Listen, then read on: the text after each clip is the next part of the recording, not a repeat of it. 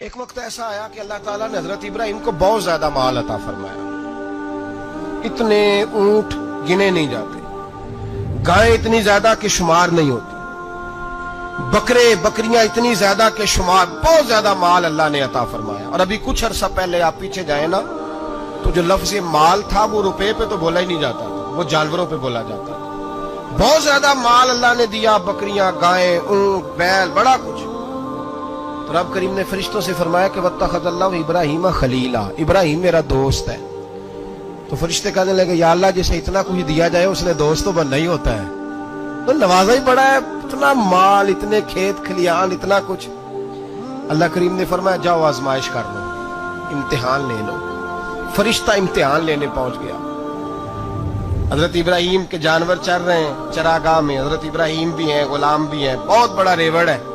آپ تشریف فرمائے. ایک فرشتہ آیا تو کھیت میں چھپ کے بیٹھ گیا اور بلند آواز سے کہنے لگے سبحان اللہ والحمدللہ ولا الہ الا اللہ واللہ اکبر. اب وہ حضرت سیدنا ابراہیم علیہ السلام کھڑے تھے تو وہ کھیت میں بیٹھ کے تسبیح پڑھنے لگا سبحان اللہ والحمدللہ ولا الہ الا اللہ.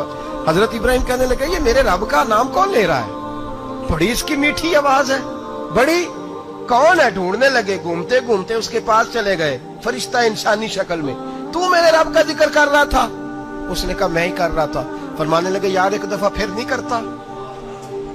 تو کہنے لگا ابراہیم پہلے تو میں اپنی مرضی سے کر رہا تھا، تو کہتا ہے تو پیسے لگیں گے، پیسے ہے تو کر دیتا ہوں.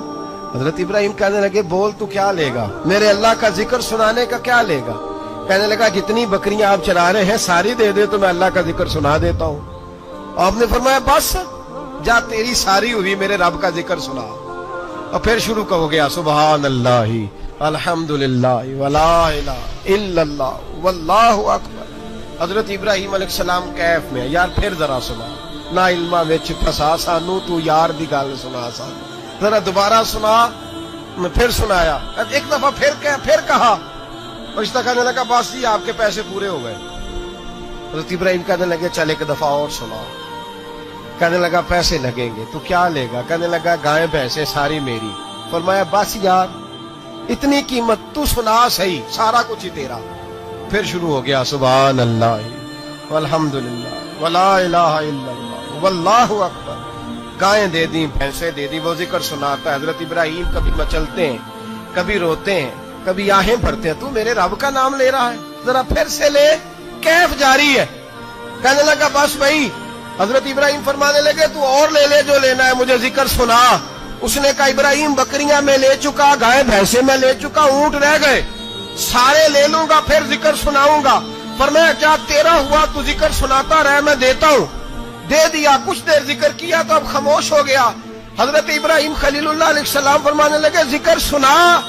کہنے لگا ابراہیم اب تیرے پاس دینے کو کیا ہے، ہر چیز تو میں لے چکا. آپ فرمانے لگے یہ گائے بھینسیں بکریاں چرانے کے لیے تجھے کوئی نوکر ملازم بھی تو چاہیے نا. تو اس طرح کر مجھے رکھ لے، میں روٹی نہیں مانگوں گا، کھانا نہیں مانگوں گا، تو اللہ کا ذکر سناتا رہنا، میں تیرے جانوروں کی نوکری کرتا رہوں گا. حضرت ابراہیم علیہ السلام نے جب یہ کہا نا، فرشتے کی آنکھوں میں آنسو آ گئے. تر دامنی پہ شیخ ہماری نہ جائیے، ہم دامن نچوڑ دیں تو فرشتے وضو کریں. فرشتہ رو پڑا اور کہنے لگا ابراہیم مجھے سینے سے لگا.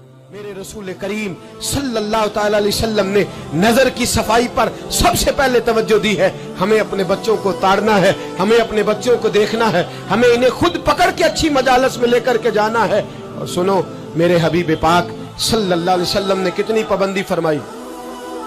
کوئی مولوی ہو، کوئی پیر ہو، کوئی فقیر ہو، کوئی درویش ہو، کوئی دربار کا سجادہ ہو، کوئی کسی جگہ بیٹھنے والا ہو، کسی کو بھی عورت کے ساتھ تنہا رہنے کی اجازت، سارے بولیے اجازت، کسی کو بھی عورت کے ساتھ تنہا رہنے کی اجازت بالکل نہیں ہے، قطعاً نہیں ہے. میرے نبی کریم صلی اللہ علیہ وسلم نے فرمایا جہاں مرد اور عورت اکٹھے ہوں گے تیسرا شیطان ہوگا. ابن حجر کہتے ہیں ایک صحابی نے عرض کی حضور اگر وہ دونوں نیک ہو، اگر دونوں نیک ہو تو میرے حبیب پاک صلی اللہ علیہ وسلم نے فرمایا یحییٰ کے بیٹے زکریا بھی ہو اور عیسیٰ کی والدہ مریم بھی ہو تو پھر بھی میں دونوں کو اکیلے رہنے کی اجازت نہیں دیتا. جب ان کو اجازت